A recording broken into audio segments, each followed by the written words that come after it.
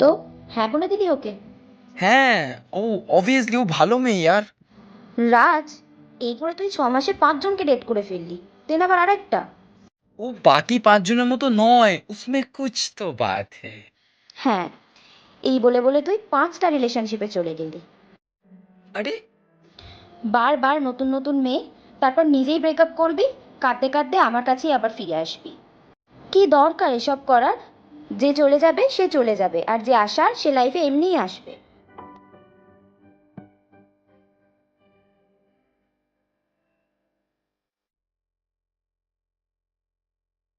ছেড়ে দে ওকে। No no not this time.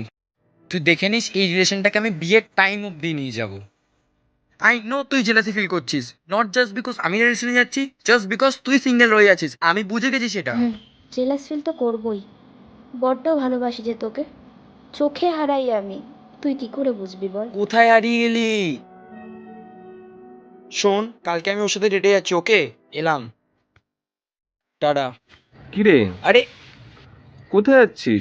ভালো হয়েছে তুই এসেছিস, কাজে যাচ্ছি একটু। শোন না, আমার কাজ পড়ে গেছে, তুই আইসুকে একটু ঠিক আছে। করে দিস, আর আইসুক তুই বিলটা পে করে দিস, হ্যাঁ?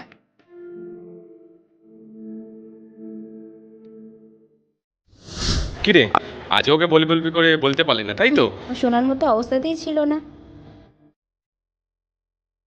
ছাড়, বাদ দে। বাদ দেবো, এগুলো বাদ দেবো।